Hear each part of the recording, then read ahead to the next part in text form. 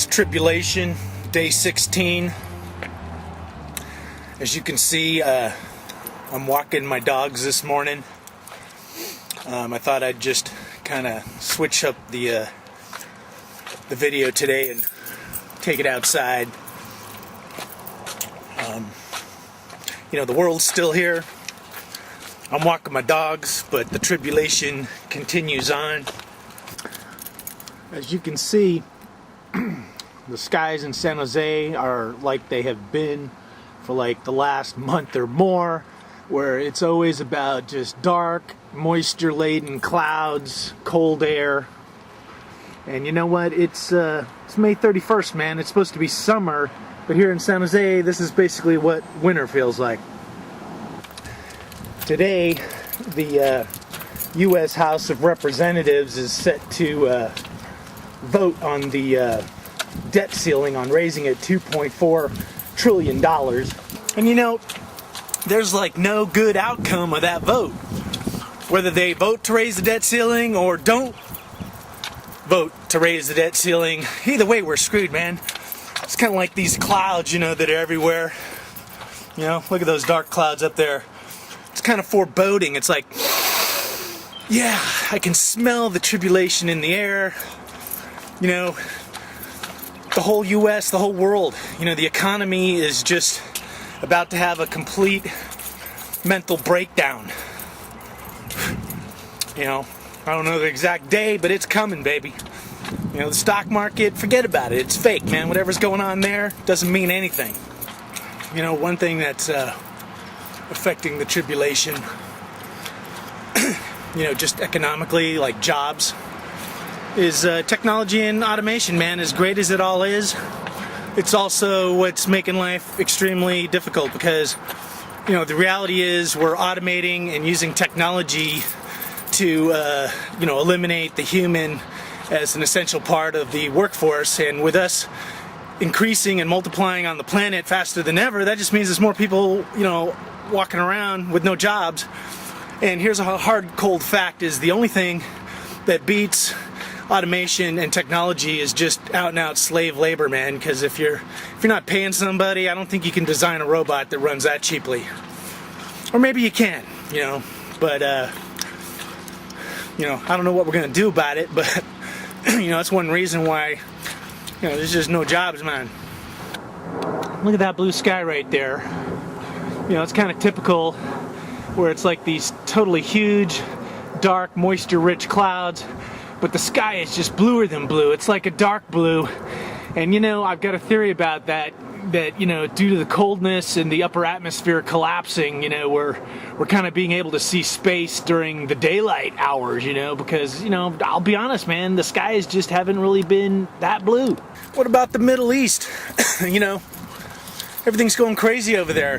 Today they were talking about Yemen, how the guy that's running the show over there, the military dictator, basically killed a bunch of people yesterday that were protesting. So now the violence, the killing of people that are protesting for whatever reasons, for freedom, for the Muslim Brotherhood, doesn't much matter. But a government just shooting people in the streets is not cool, man. But the Middle East, man, just looks like a tinderbox, man, ready to go up.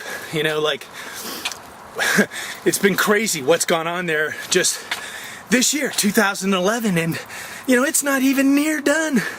It's just gonna be crazy, man. The Middle East, Libya, they're talking that they're trying to make some deal with Gaddafi. Who knows? But of course, the whole Israeli Palestinian thing, and then Israel, is kind of making hints that the U.S. better do something about Iran and their nuclear missile development. But I think one way or another, that's going to play out in 2011. That's part of the tribulation. Like, we're not talking years down the road. It's already been years down the road, because we were talking about Iran and their nuclear missiles back in 2000. So guess what? They basically got them. The only thing that they're doing is putting the decals and the bumper stickers on those things before they start aiming them at somebody. Not good.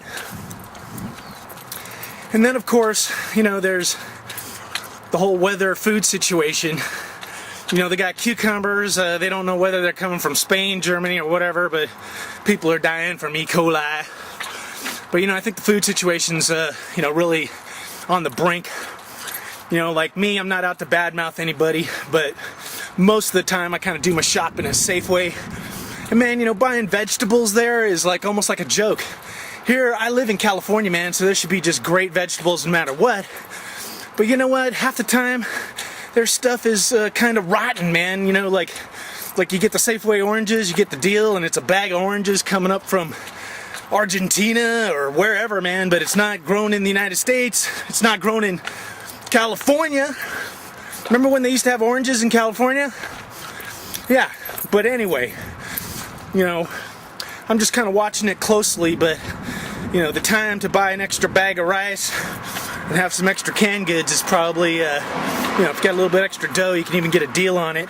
It's the only way to buy goods nowadays. Just so that if there is a food shortage, you're not caught short. You know what I mean? I walk my dogs, you know, 2 to 3 times a day. And definitely once I give them a longer walk, but it allows me to kind of go through the neighborhood at ground level zero, man, so you see stuff for what it truly is. You actually see how long the house has been standing there for sale. And like this one has a sign saying sale pending, but I doubt it. Yeah, walking through these neighborhoods, you know, basically I get to see all the houses that are for sale. They've been for sale forever. I can even tell some of the neighbors, you know, where the reason why they're selling is because it's actually a foreclosure. This house coming up right here, I'm pretty sure it was like a foreclosure sale. And this house has been sitting here for like, you know, 10 months going nowhere. Hey, there's another house. This one just went on sale. And then you know what? There's a bunch of houses in these neighborhoods that are foreclosed upon that have no sign.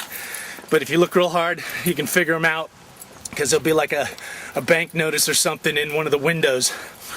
And, you know, they'll have somebody coming by to kind of keep the house in order because they don't want the neighborhood to look like total crap. See, this house here has the telltale signs of a house that's been foreclosed on. It actually had notices in the window from the bank, but now it doesn't. But everything about the house, you know, like it looks totally abandoned.